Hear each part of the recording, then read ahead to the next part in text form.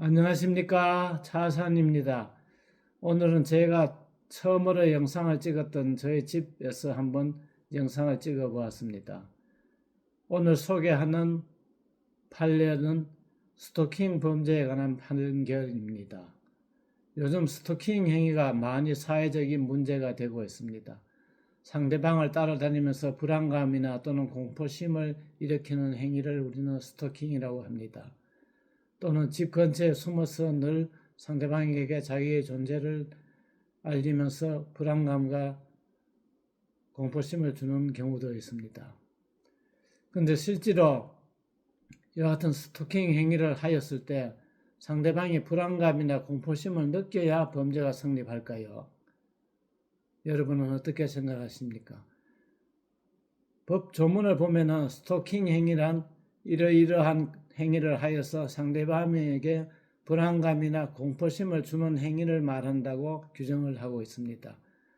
법문원상을 보면은 공포심이나 불안감을 주어야 범죄가 완성되는 것처럼 보입니다. 근데 이와 같은 법 조문의 해석에 대하여 대법원은 스토킹 행위를 하면은 충분하고 통상적으로 그와 같은 행위가 일반인의 견지에서 보아서 불안감이나 공포심을 초래할 행위라고 인정된다면 실제로 상대방이 공포심이나 불안감을 가졌느냐와 상관없이 범죄가 완성된다고 판시를 하고 있습니다. 우리가 협박죄의 경우에도 이와 같은 문제가 있었습니다. 상대방에게 협박을 하였는데 상대방이 그에 전혀 굴하지 않은 경우에 과연 협박죄가 기수가 되느냐 미수가 되느냐 문제가 있었습니다.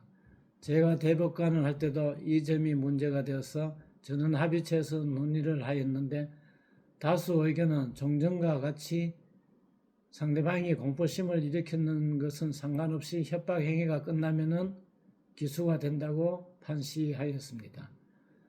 초기에 일제시대 때 아마 협박죄가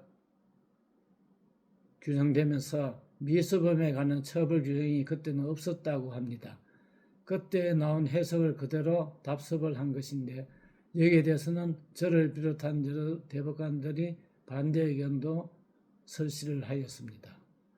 이와 같은 동일한 관점에서 본다면 본 스토킹 범죄에 관한 대법원 판결도 협박죄의 다수 의견에 따른 것으로 이해를 하고 있습니다. 그런데 이때 조문을 만약에 우리가 불안감이나 공포심을 일으키기에 충분한 행위를 한 때 처벌한다고 규정을 하였다면 이와 같은 우려가 없었을 것인데 스토킹 행위란 불안감이나 또는 공포심을 일으키는 행위를 말한다고 규정을 하였기 때문에 약간 문론상으로 본다면 반대되는 해석도 할 수 있지 않을까 하는 생각도 들기는 합니다. 이와 같이 우리는 법을 만들 때는 상당히 어렵다 하는 것을 이 사건을 통해서도 알 수가 있습니다. 통상적으로 우리는 범죄 행위가 발생하였대 살인죄의 경우에는 살인의 결과가 났을 때 칼로 찔렀지만 죽지는 않았을 때 이때는 미수라고 합니다. 그런데 이와 같이 스토킹이나 또는 협박죄의 경우와 같이 그와 같은 결과가 초래하지 않았다 하더라도 초래하는 행위를 완성하면은 기수라고 하는 판단을 내리는 범죄도 있습니다. 이것을 우리가 위태범이라고 합니다. 논리적인 강학상으로는요. 이와 반대되는 경우는 침해범이라고 합니다. 이와 같이 어떤 경우는 위태범이고 어떤 경우에는 침해범이라고 할 것인가 하는 것은 통상 범죄의 성질을 보면 알 수 있습니다만은 협박죄나 스토킹죄와 같이 모호한 경우도 있다는 것도 알아야 하겠습니다. 내란죄의 경우는 어떨까요? 여기에 대한 구독자 여러분의 생각도 한번 정리해 보시기 바랍니다. 감사합니다.